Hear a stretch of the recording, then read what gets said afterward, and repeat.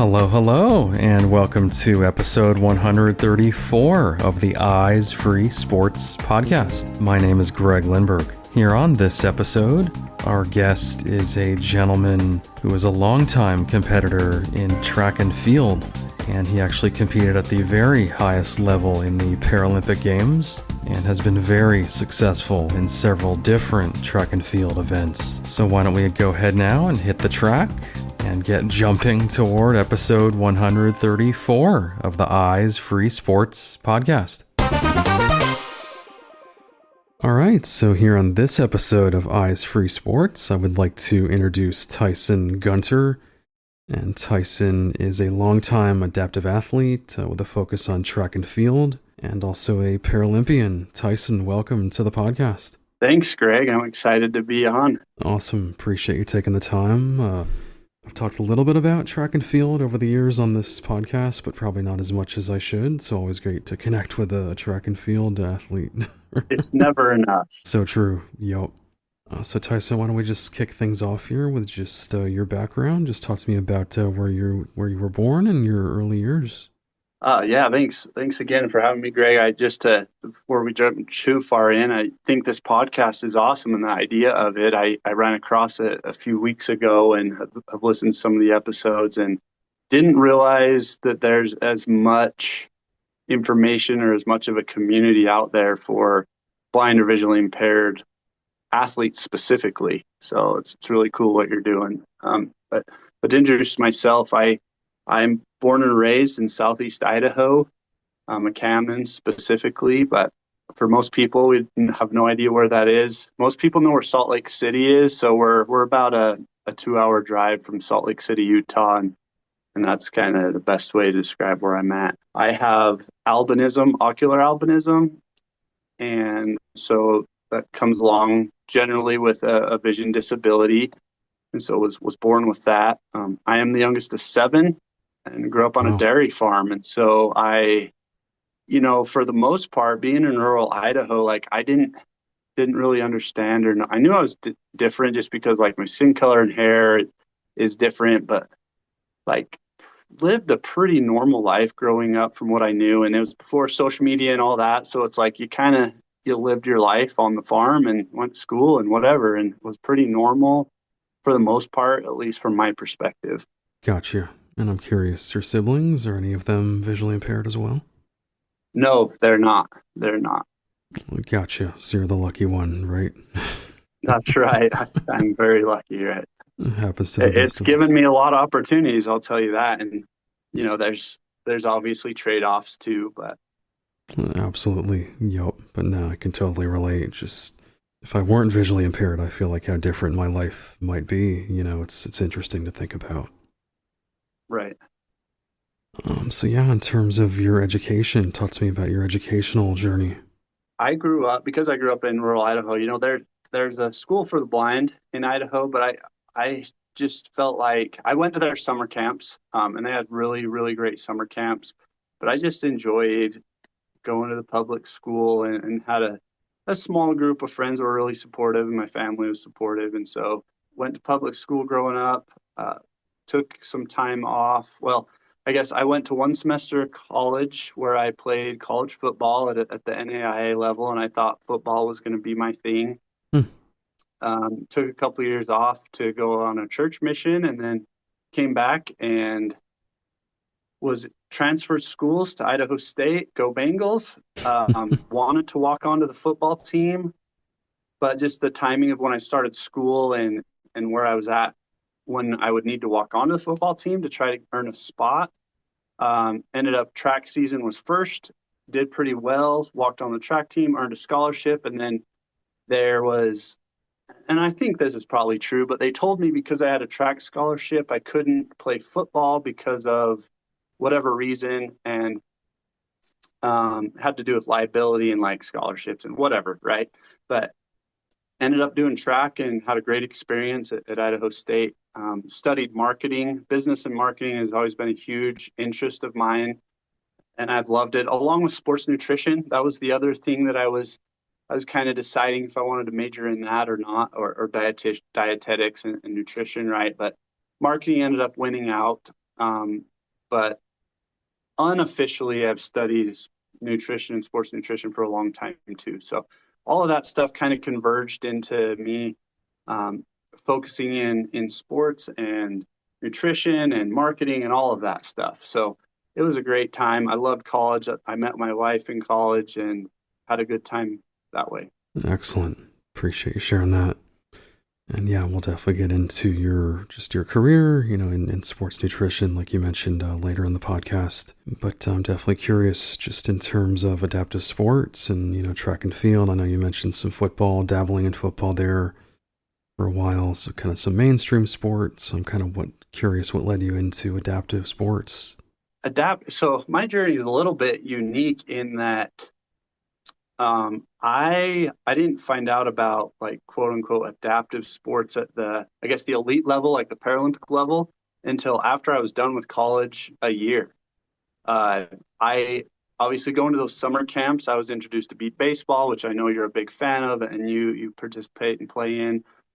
There's some other things. Goalball was also something that I knew about. I didn't know it was competitive. I just would do them in the summer camps, and I was like, oh, this is kind of cool, Yeah. Where I am legally blind, but I do have some vision. So for those that are listening, that some of you guys probably relate, but my vision's like looking through a pair of binoculars backwards. So I don't have any depth perception. I'm 2200 vision. So for people that are sighted, what you see at 200 feet, I probably have to be about 20 feet to see. So all of that stuff kind of culminated into me being steered towards track and field because I'm the youngest of seven. All my older siblings were very athletic and they played sports. And so I saw them playing sports and I loved it. And we watched sports on TV. So it's like, man, everything, especially on the dairy farm, right? It's like you're working a lot.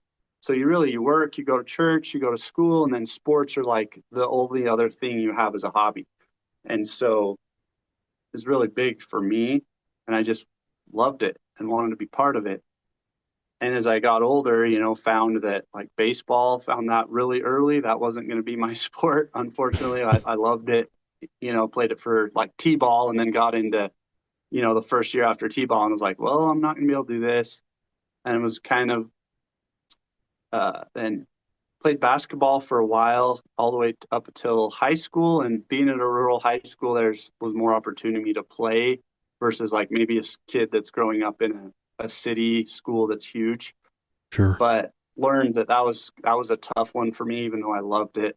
But just my vision was really a big hindrance to me excelling in basketball. Football, I ended up being a kicker. And that sounds weird to a lot of people. They're like, yeah, but you're blind, so how do you do that? But everything is the goalposts don't move, right? Like True. if I'm trying to catch the ball, it moves. If I'm trying to tackle somebody, they're moving, right? But the goalposts don't move. The ball, when you're kicking off, it's in one spot, right? So that really made sense to me, and I was doing pretty good at that, and I loved that. But track and field ultimately became what I loved the most because I felt like it put me at the most even playing field with everybody else. My vision, although it did, as I've gotten older, I've learned that it did hinder me, but it allowed me to compete at the highest level I could compete at, especially through high school and into college, out of any other sport, right? And then I also felt like I didn't have to, if I needed to make an adaptation, it was for me. And where track and field's largely an individual sport, I was able to make that adaptation and I didn't have to rely on like my teammates to understand what was happening, or like in basketball or football, it's like, it was kind of crazy. Like depending on the gym we would play in, like I'd have to tell my teammates like, hey, if I'm in the corner over here, because that light is coming through the window on this side, I can't see the ball. So, I can't be in that play that goes to that corner of the gym, right? Like it was just so hard. And it was embarrassing for me, to be honest. Right. So that's one of the reasons why I got rid of that. So track just seemed natural, and I was a fan of it. And my older siblings did it, and I excelled at it. So that was my journey into track and field. And then I can, if you want me to, I can talk more about like finding adaptive track and field and Paralympic track and field after that.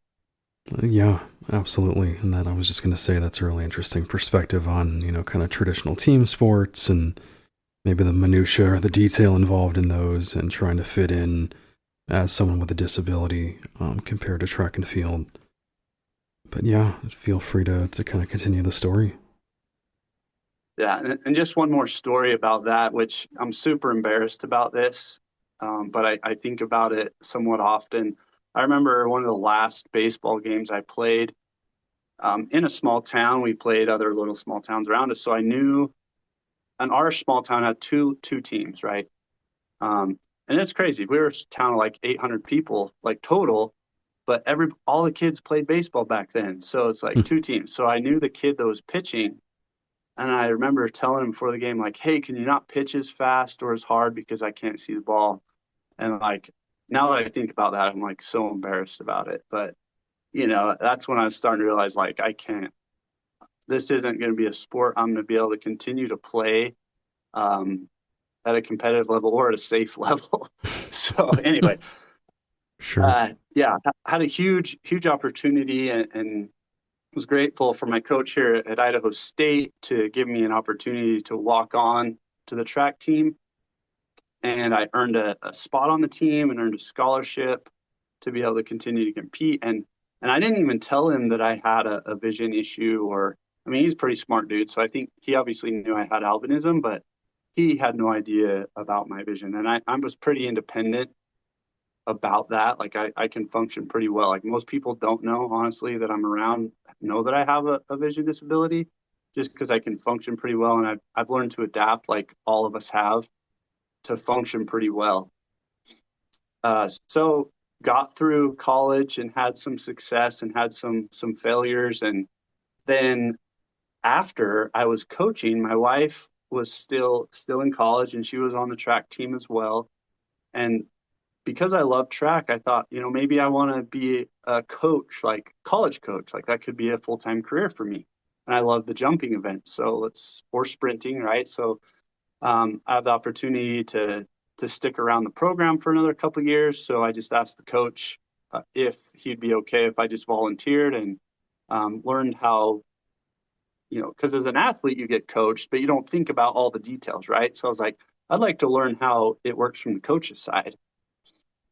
So I was at a track meet coaching and shadowing my coach. And then a coach from Utah Valley, who was another university we compete against a lot, came up and he's like, hey, do you have a vision problem? And I was kind of like a little bit offended, right?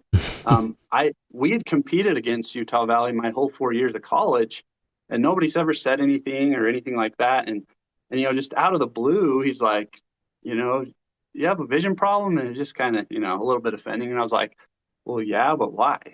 He's like, well, have you heard about Paralympics and para-athletics? And I'm like, no. And he starts explaining. He's like, hey, I've been coaching a kid that went to the Paralympic Games. And I think he went to 2000, 2004, and 2008, something like that.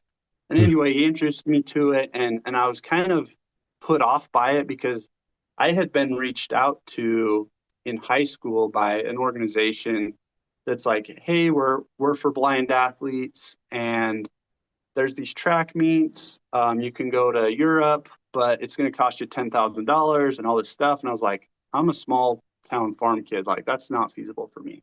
So I kind of thought it was one of those situations. But thankfully, the director, Kathy Sellers, she was very adamant.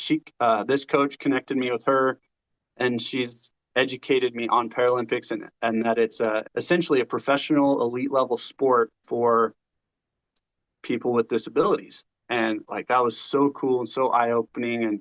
And she educated me on everything. And she's like, if you're good enough, you can get into the program. We pay for your travel. We'll give you some cool gear and like all this stuff. And I'm like, no way, this is awesome. And then I just like looking back, not that I have regrets, but I'm thinking, how did I not ever find out about this? Like I knew there was wheelchair racers. I knew there was amputees that raced. I didn't know there was vision impairment that got to be in Paralympic sport. And I did like, I mean, I'm talking way too much probably, but I did all the USATF, which is our governing body in the United States Track and Field. They have a junior Olympic program for high school kids. So there's like a state, a regional, and a national meet, and I did everything up to the regionals, and like I just never ran across this. And I guess it's to my own detriment of not telling anybody I had a vision impairment, but I think I would have ran across, but I didn't. So anyway, that's the long story of how I ended up being introduced to Paralympic sport and Paralympic track and field.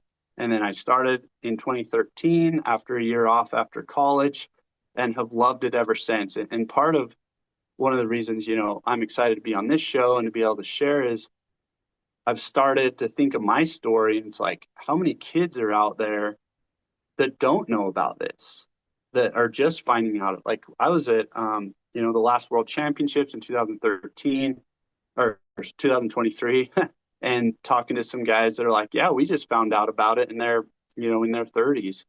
Mm. So it's like, I just think there needs to be more awareness of the opportunity to continue to compete, and it's only 1 or 2% of people will be able to make it, but still knowing that there's an opportunity for visually impaired or blind athletes to be able to compete at the world stage at the top level and to get some level of support or travel or whatever is really cool to me.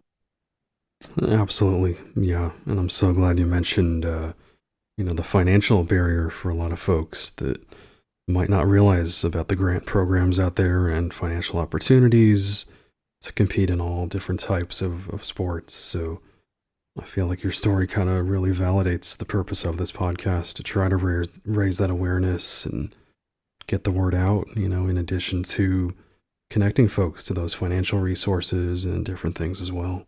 For sure. And I also think that there's a level of sport, and obviously I've been able to make it to the highest level, and I'm really blessed to do that. A lot of that was a lot of influence and a lot of help from other people and a little bit of genetics and all that stuff, right?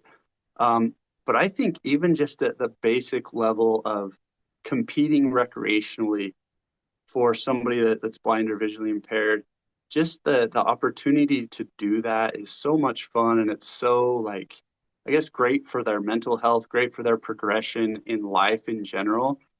And even if they don't make it past the recreational or local level, like, that's totally fine. It's just, it's a cool thing, right?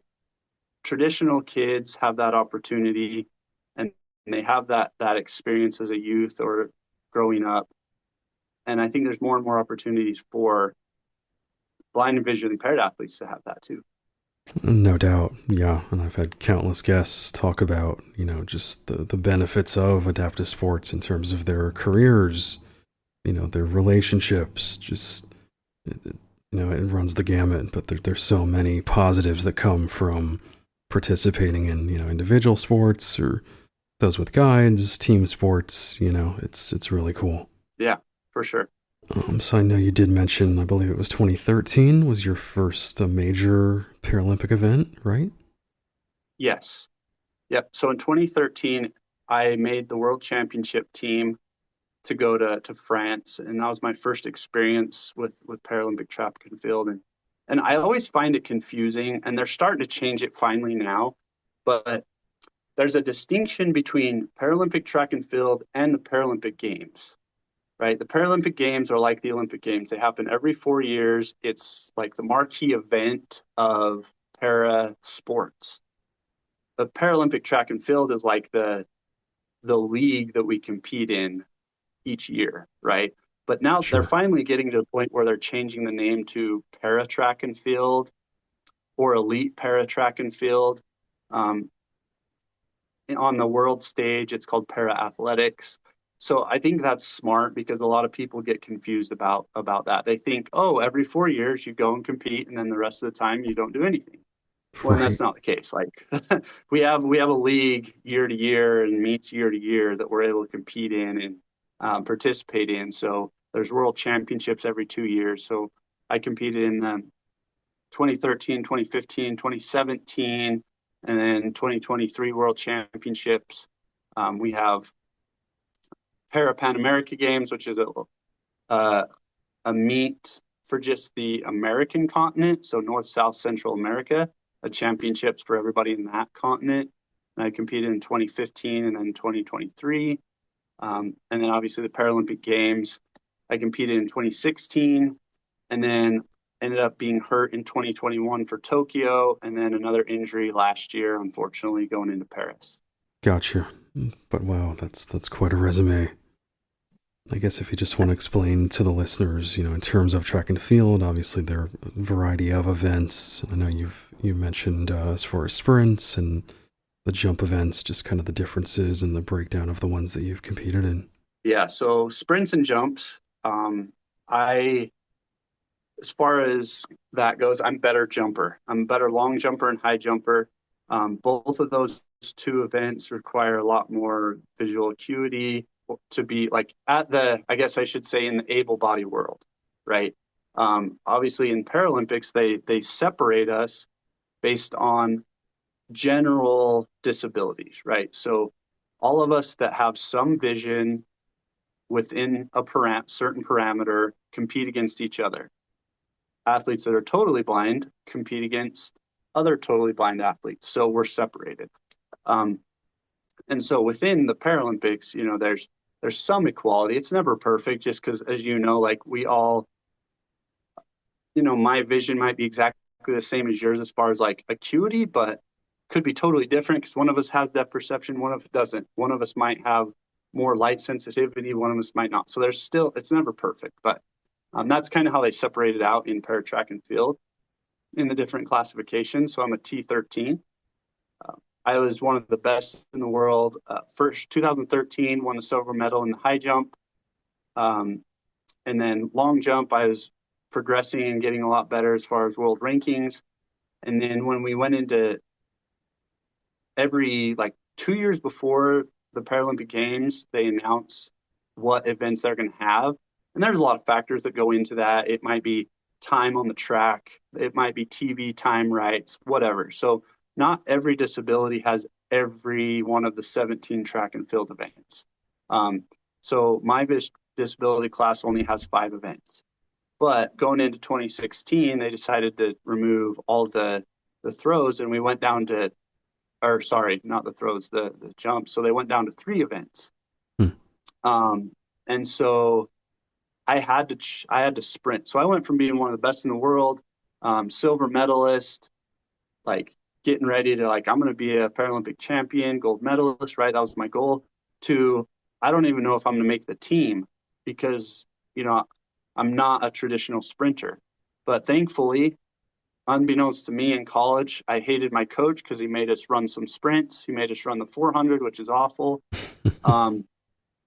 But because of that experience and because of him making me do that, I was able to make the Paralympic team going into Rio, and then I made the finals, which, to some might not be a big deal, but to me, it's like going from maybe not even making the team to making the finals, and even being in Rio, in Brazil at the Paralympic Games was pretty cool for me, because it was devastating when I found out that they weren't going to have a jumping event, because my whole goal was I'm going to be an Olympic champion or a Paralympic champion, right?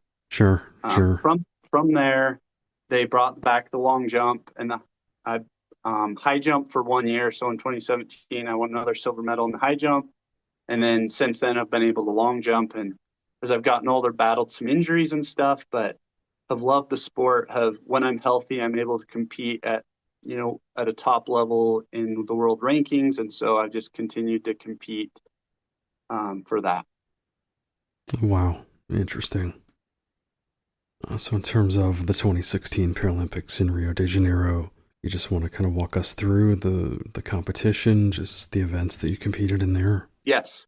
I made it in the 400, and I also made it in the 100, because with Paralympics, if you make it in one event, or if you qualify in one event, you're also able to, if you're I don't know what the right word is. If you have a certain standard, a mark, like if you have a certain mark in another event, you can also do that. So I made it in the 400, but it also allowed me to run the 100. And I'm like, I'm going to be there 2.5, 3 weeks.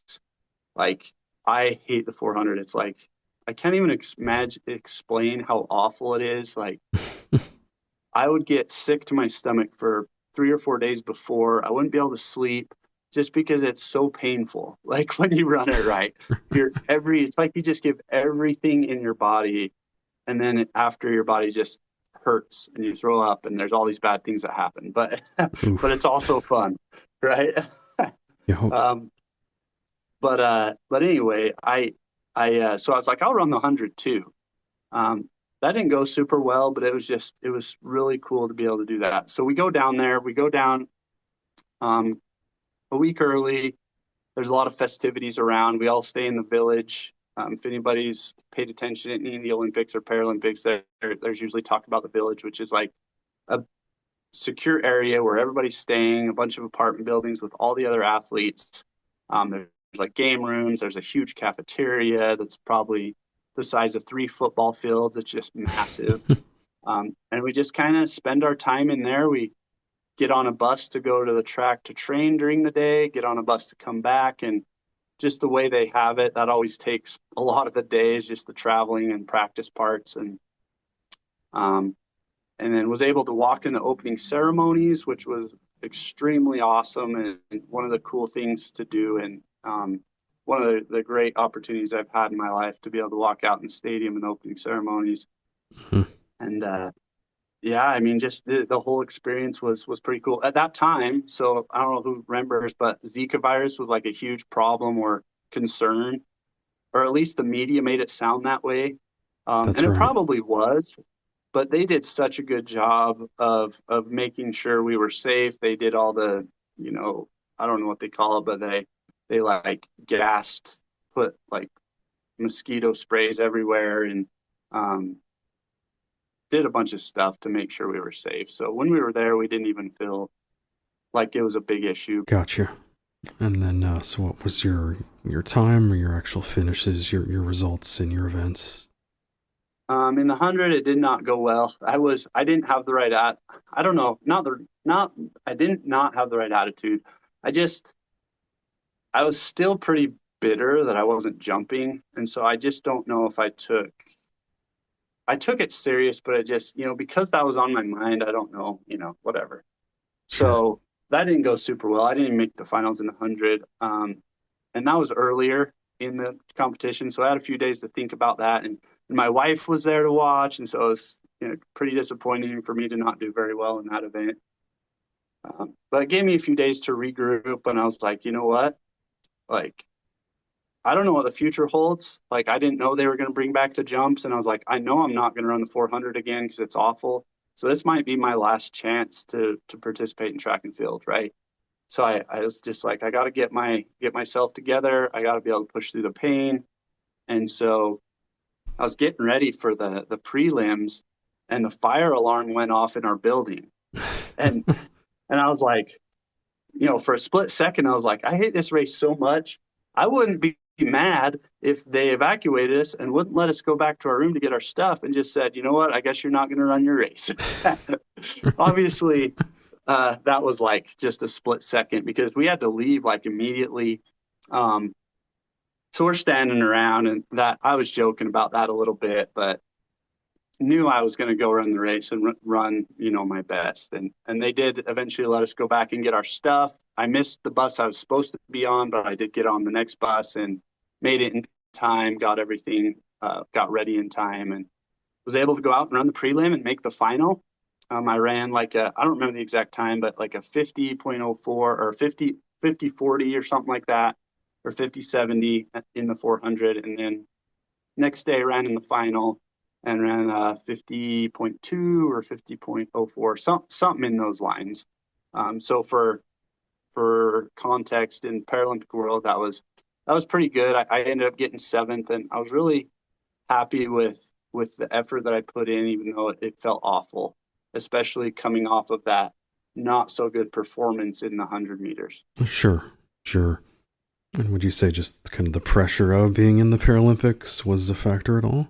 No, I don't think so. Like, I think they prepared us really well, and I, because I was there to compete, like I wanted to be there to compete. Like, I obviously, one of the things that I love swag, so I love the free stuff we get. I love, I don't necessarily love the spotlight, but I love all of the pageantry and the grandeur of the event, right? So Sure. that doesn't that doesn't scare me. Like, that motivated me, amped me up. So I don't think that's what it was. I think it was more of me being, letting the negativity of them not having me jump was in my mind more than it should have been. And I didn't realize how much that affected me until after. Oh, I see. Interesting. And I'm curious also just in terms of the timing, when you found out they were not going to have you jump and have that event versus when the Paralympics actually occurred. Was it pretty, close to the event or?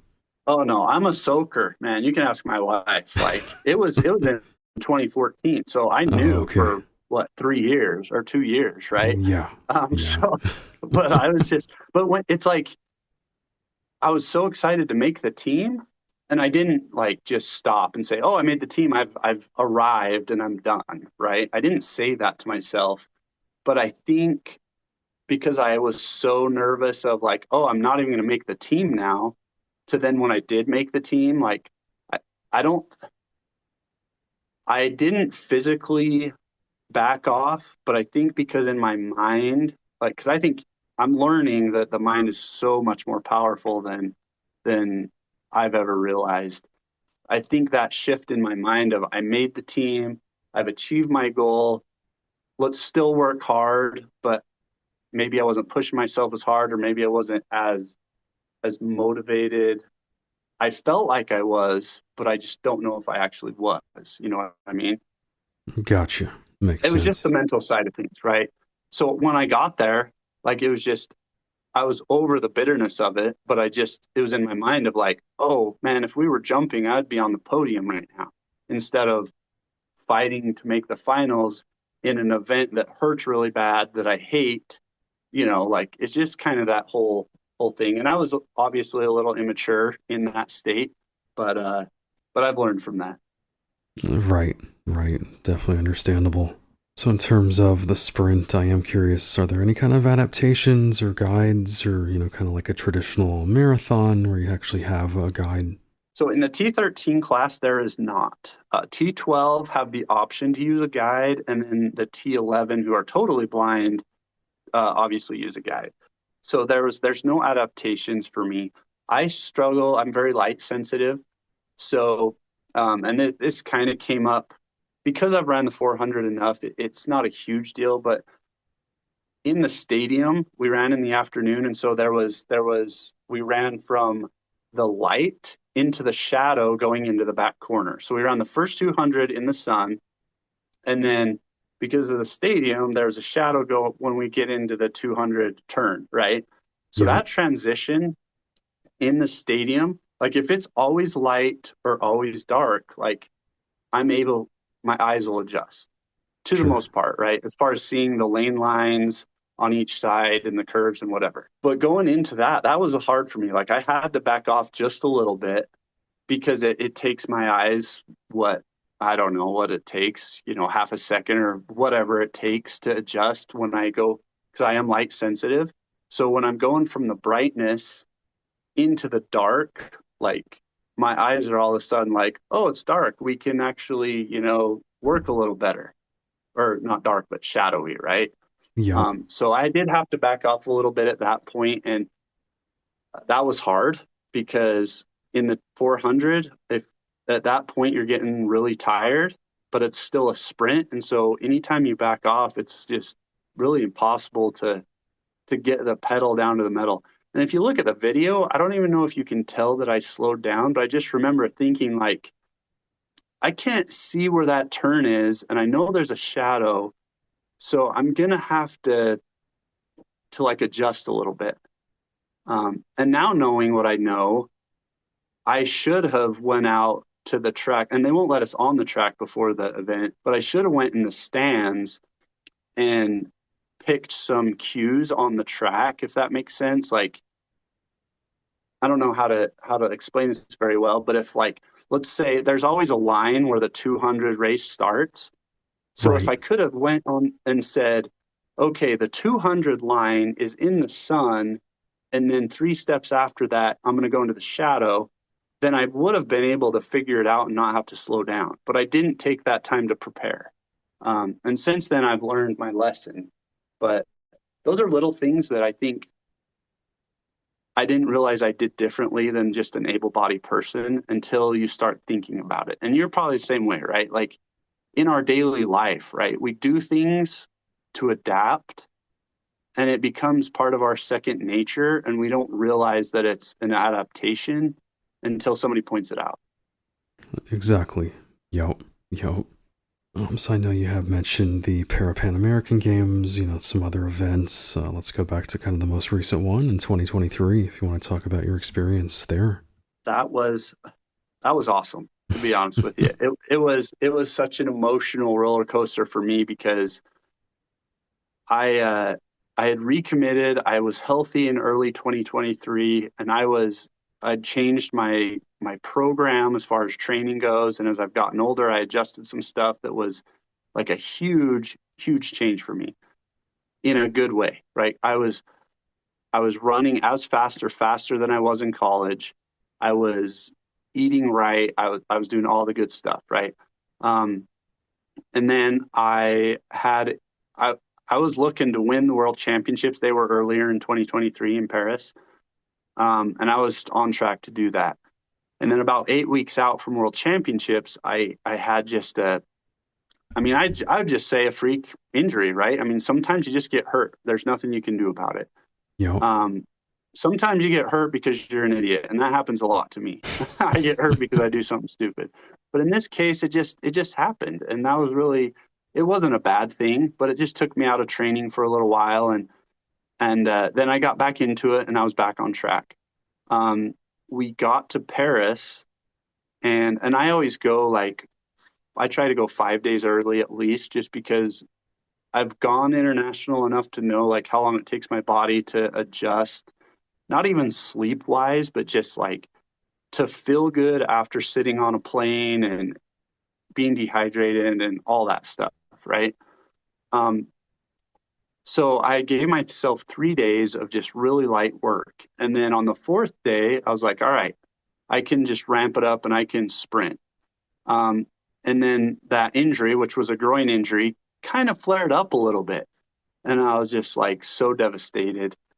I was like, I'm looking to win this thing, and now I have this groin injury, and so I'm stressed about it. So the next 2 nights I don't sleep very well, and I'm working with our physical therapist to get as good as I can. And I went out and I ended up getting what I got seventh, but in the world championships, and so it was a little disappointing. But I was grateful to be there, and I was grateful I could compete, even though I had this thing bugging me. And I had learned my lesson that I needed to pay more attention to things.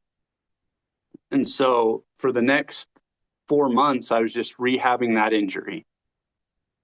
Went to the Pan American Games, and my whole thought process was, I don't care what happens at the Pan American Games, but I am going to follow this process and I'm going to do what I'm supposed to.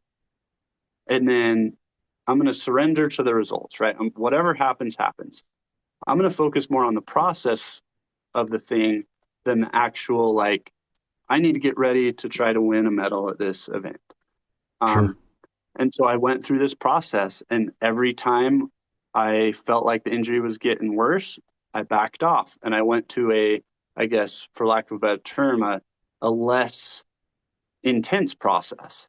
And then when I felt like I was good, I'd bump up the intensity more. And I just kept going back and forth, back and forth. I didn't sprint or jump until the day I stepped on the track in the Pan American Games in Chile. And I didn't tell my coaches that. so they didn't know. But I was like, that's what made sense for me.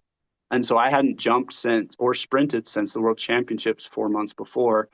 And but I knew in my head that I was in such a better place. I wasn't worried about what would happen because I was like, I don't care what happens. I went through the process, and that's what matters to me. And then I ended up going back and forth with a Brazilian, and it was a great competition. He would take the lead, I would take the lead, he would take the lead, I would take the lead, and then on the last jump, I out jumped him and won the gold medal. So that was just so cool for me. Not even to win, but just to know like I stuck to the process. I didn't care what the result was, but because of what I did in preparation, I was able to win this meet. Wow, that's amazing. And hey, definitely shout out to Brazil. I know they have quite a history of talented Paralympians in general. They Oh racked yeah, up a lot of medals. So, yeah. And that guy beat me in Paris 4 months earlier. So it was just, hmm, great competitor, um, good dude. He doesn't speak a lot of English, but we're always able to, exchange a few words. And he was a really nice guy. So yeah, it was a good time. And since then, I've had, more injuries to battle and more things to deal with. But it's a roller coaster for me. I learned my lessons slowly, but still learning them. right, right. So, looking ahead, any goals you still have, or things you'd like to achieve?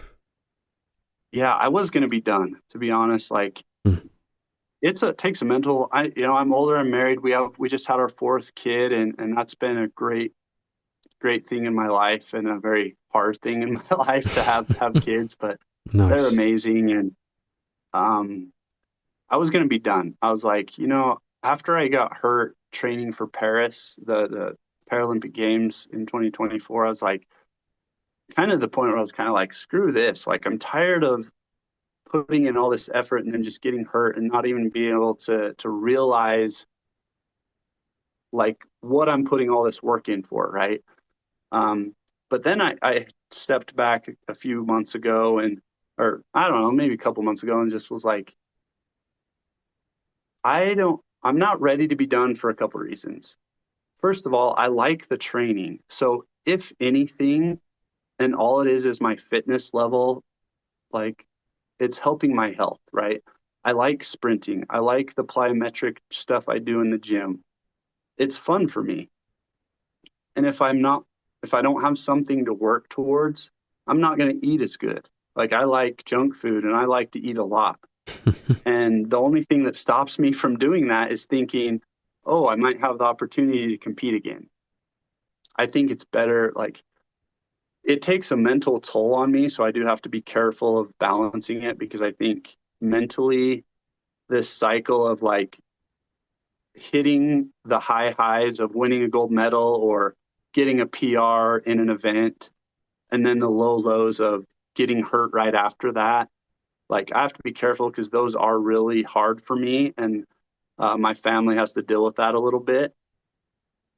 But overall, I think you know, once you take a stepped out view, I'm still in a better mental place because I'm able to be active and have that sense of purpose. And um, obviously, exercise just in itself is good for your mental health. So yeah, it's a long answer to just tell you like I don't know if I'll ever officially retire because I don't know if I need to, right? Like maybe I will someday, but even if it's not in the Paralympics, like we talked about earlier, even if I'm just competing recreationally, track and field in the US is awesome because they have what they call masters. So there's every 5 years, there's an age group and there's track meets around the country where you can just go if you're 60 years old and jump in and compete. Whether you have a disability or not, it doesn't matter. It's just kind of a fun thing. So I don't know if I'll ever retire, but maybe I will. We'll see. Right, right. Interesting. And I know you did mention, the possibility of like coaching or when we were talking earlier. So who knows, maybe being able to kind of mentor that next generation of track and field athletes too, right? Yeah, yeah, and my wife and I coach at the local high school in the area where we live. That's been Oh, fun. We've nice. had to back off a little bit because of our kids and how much time we feel like they deserve. our kids that we have, not the high school kids. But so we do help there. And another thing I'm interested in, and I haven't figured out how to justify the time for it yet because I don't know what to cut out. But we talked about some sort of development program for visually impaired and blind athletes interested in track and field because Hmm. I feel like I don't want them to have the same experience of me of like, or even worse, right? Maybe they get into their 30s and they're like, oh, I was interested. I could have done Paralympic track and field, but I didn't know it was a thing, right? Um, very few of those people may end up making the actual elite Paralympic team, but that doesn't matter. It's like just knowing there's an opportunity, I think is important for kids to do. Yeah, I know just in my research on, various blind sports organizations out there and whatnot. I mean, there's some that do a little track and field here and there, but to kind of fully focus on that, I feel like there's definitely a need, a niche for that.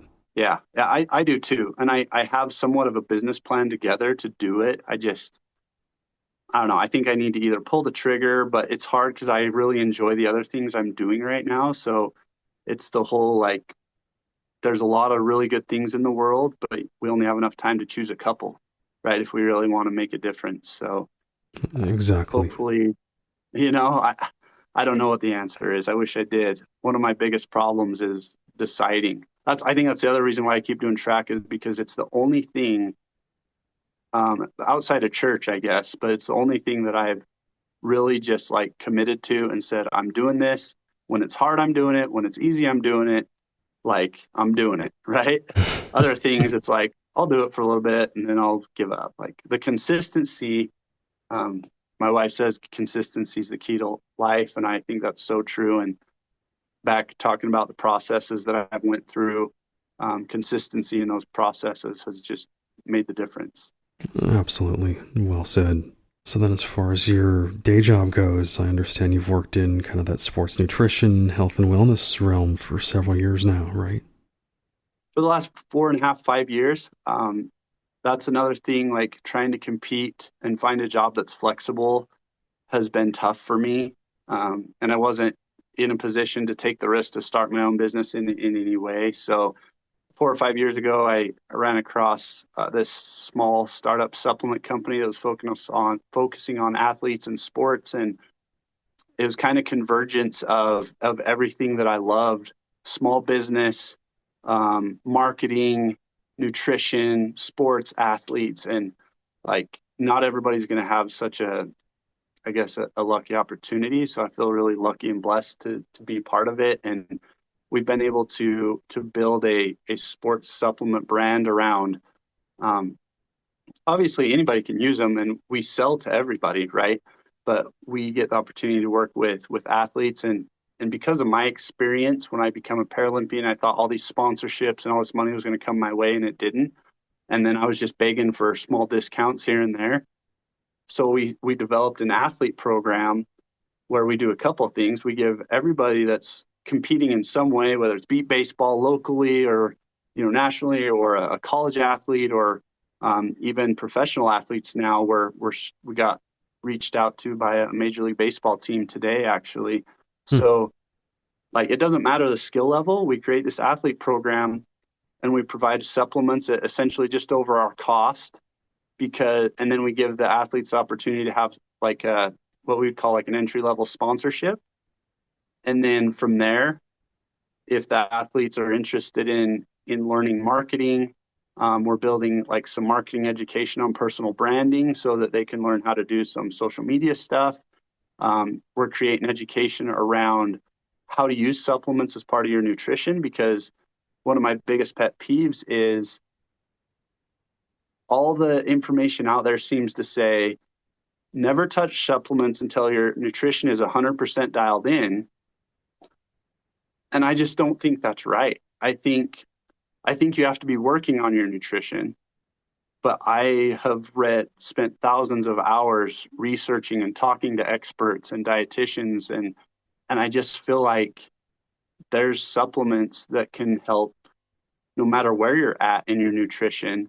They can help you improve your performance and your health more than food alone, right? Especially in the the food situation we're in. And I'm not real political, and I'm kind of middle of the road. Like, I'm not anti-processed foods, even though I should be. I'm not, because I like them.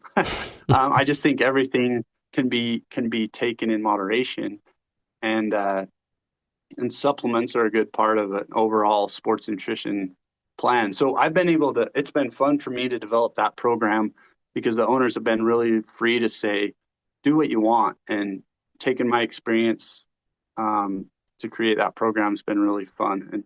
And if anybody here is interested or uses supplements, check us out. Black Label Supplements. It's an athlete program. You can find it at the top of our homepage. But Excellent. it's been fun, and I'm really appreciative to the owners. It's a small family business, and yeah. Cool. Yeah, I will include a link to that in the show notes for this episode so people can easily find that info.